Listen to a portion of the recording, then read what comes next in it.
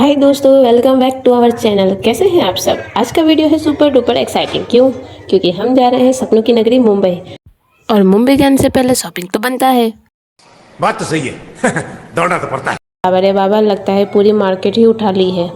और आज हम आपको दिखाएंगे मुंबई शॉपिंग। बजट की बैंड बजा दी हमने।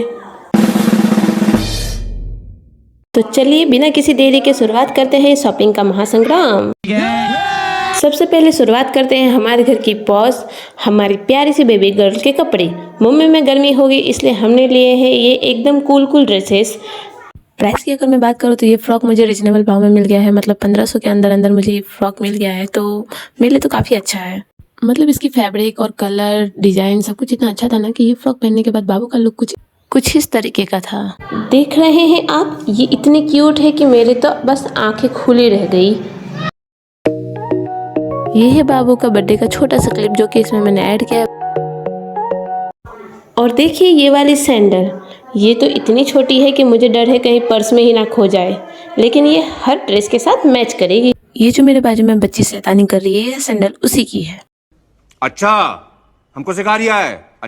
और बाबू अपनी ईमानदारी दिखाते हुए अपने बाबा के गुल्लक में से पैसे बीन के अपने बाबा को वापस पैसे नजर देते हुए आ रही है। और वीडियो शूट करते वक्त किसी का फोन बार बार रिंग बजने के कारण मैं फोन को साइलेंट करके साइड में रखते हुए नजर आ रही हूँ।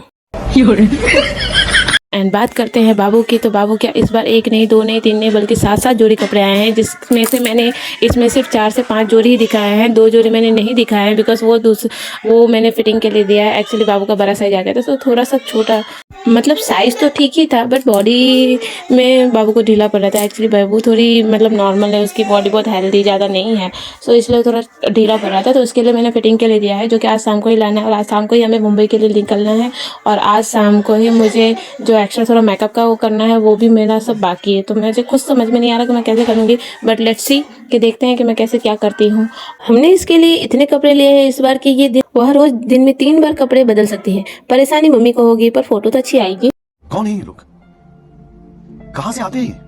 ऊपर से बाबू इतनी मस्ती करते कि मुझे कुछ काम नहीं करने देती। जैसे तैसे मैं वीडियो शूट करती हूँ और घर का काम करती हूँ, और घर तो कभी कभी ऐसे मैसी भी रह जाता है। और ये क्या भाई, आप वीडियो देखते हो पर सब्सक्राइब नहीं करते, ये तो गलत बात है ना। ऐसा कोई करता है क्या? आप अगर वीडियो देखते हो तो प्लीज़ सब्सक्राइब भी कर दिया करो। आपका एक सब्सक्राइब मुझे मोटिवेट करता है कि मैं अपने वीडियो में और भी इम्प्रूवमेंट लाऊं, और धीरे धीरे आपको ऐसे ही अच्छे अच्छे कंटेंट के साथ एंटरटेन करती रहूं। बट आप सब्सक्राइब ही नहीं करोगे तो मेरा मोटिवेशन तो लॉस हो जाएगा ना। प्लीज़ सब्सक्राइब कर दिया करो यार, ऐसा मत करो। बात करते हैं बाबू के दूसरे क्लोथ की, जो कि है टॉप एंड पैंट, जो कि बहुत ही अच्छा लग रहा है। एंड बाबू पहनने के बाद तो मतलब क्या बताओ, बहुत ही अच्छी क्यूट लग रही थी एकदम। वीडियो को स्किप मत करना क्योंकि वीडियो के बीच में बहुत ही इंटरेस्टिंग चीज़ आने वाली है। आई नो कि वो चीज़ देख के आप बहुत ही खुश होंगे, वो चीज़ आपको बहुत ही पसंद आने वाली है। तो वीडियो में बने रहिएगा एंड तक। और अब बात करते हैं बेबी की मम्मा की। भाई बेबी ने इतना सारा लिया है तो मम्मा का भी तो कुछ फ़र्ज बनता है कि वो अपने लिए भी कुछ ले। तो इस बार मैंने कुछ बहुत खुलेआम खर्चा किया है, अपने लिए मज़ेदार की हर एक चीज़ ली है, और तो और साड़ी के मैचिंग का पूरा फॉर्स तैयार की है। फाइनली मुझे मेरी साड़ी का सारी मैचिंग की सभी चीज़ें मिल गई थी, बस एक ईयररिंग रह गया था जो कि मुझे मिल नहीं पाया। लास्ट मोमेंट तक मैं ट्राई करती रही बट मुझे नहीं मिल रहा। अब देखते हैं मुंबई में जाके मुझे मिलता है कि नहीं। खैर वो तो बात जाने दो, बट मेरी साड़ी की तो बात ही क्या करूँ। मतलब इस बार मैंने जैसी चाहिए है ना, मुझे वैसी ही मिली है। ये मैंने देखा था फ्लिपकार्ट पे भी, बट फ्लिपकार्ट पे डिलीवरी डेट लेट था। सो इस बार मैंने शॉप से बाय किया है, एंड यस मुझे जैसा चाहिए था वैसा ही मिला है। और ये ब्लाउज़ मैंने फ्लिपकार्ट से मंगाया है, मतलब हूबहू जैसा बता रहे थे वैसा ही आया है। बट मेरी ये साड़ी जो आपको जैसे दिख रही है वैसे वो बिल्कुल ही नहीं थी। मैंने इसमें बहुत खुरापाती किया है, और खुरापाती करने के बाद ये बहुत ही अच्छा लुक दे रहा है। एक्चुअली खुरापाती कुछ और नहीं बल्कि ये लेस जो आपको दिख रहा है वो मैंने अलग से लगाया है, जस्ट बिकॉज कि मुझे ये कॉन्ट्रास्ट के में चाहिए था, तो इसीलिए मैंने ये ब्लाउज मंगाया और उसी सेम कलर का मैंने लेस ला के इसमें लगाया है ताकि मेरी साड़ी का लुक कुछ इस तरीके से आए। और साथ में ये चूड़ा भी लाई हूँ जो कि बिल्कुल सेम इसके मैचिंग का है। वैसे आपको मेरी ये साड़ी कैसी लगी कमेंट में मुझे जरूर बताना। और साड़ी के साथ तो ये ब्लाउज कॉन्ट्रास्ट में कितना मैच हो रहा है, मतलब ये ब्लाउज देख के मैं बहुत ही हैप्पी हो गई। और अगर ये आपको ये ब्लाउज का लिंक चाहिए तो वो मेरे डिस्क्रिप्शन में है। मेरी एक्साइटमेंट कुछ इस तरीके की थी कि शादी कजन की नहीं, जैसे कि मेरी हो। इस तरीके से मैं अपनी सारी मैचिंग की मतलब चीज़ें ढूंढ रही थी। तो अब बात करते हैं साड़ी की। साड़ी पहनने के बाद लुक बहुत ही अच्छा दे रहा था। ये मैं इसलिए कह रही हूँ क्योंकि मैंने वीडियो पहले उतार ली थी बट मैंने अपलोड नहीं किया था, एडिटिंग नहीं की थी, जो कि मेरा मतलब मुंबई की पार्टी भी चली गई थी और मैं वो साड़ी पहन भी चुकी थी। तो मुझे पता चल गया कि इस साड़ी के बाद पहनने के बाद मेरा लुक कैसा लगेगा। तो साड़ी पहनने के बाद मेरा लुक कुछ इस तरीके से था। आप देख सकते हो कि कितना ब्यूटीफुल लग रहा है। तो ये है मेरा दूसरा शॉर्ट ड्रेस जो कि इस बार मैंने ये भी बाय किया है। एक्चुअली पार्टी के बाद हम मुंबई जा रहे हैं तो ऑब्वियसली कहीं ना कहीं घूमने जाएंगे, तो उसके लिए मैंने लिया है ताकि अगर मैं कहीं बाहर जाऊं तो मैं ये पहन सकूं। बट देखते हैं कि ये पहनने का मुझे मौका मिलता है कि नहीं, क्योंकि हम फैमिली के साथ जा रहे हैं और हम अकेले घूमने जाएंगे तो ही मैं ऐसा ड्रेस पहन सकती हूँ। फैमिली के साथ तो मैं ऐसा ड्रेस पहन ही नहीं सकती, नो नेवर, कभी नहीं। और ये था सैंडल जो कि वो साड़ी के मैचिंग का है, जो कि मैं उसमें बताना भूल गई, तो ये भी मैंने अलग से उसके मैचिंग का बाय किया है। ऑलरेडी मेरे पास सैंडल थे बहुत सारे, बट मैंने फिर से ये मैचिंग के लिए बाय किया इस बार।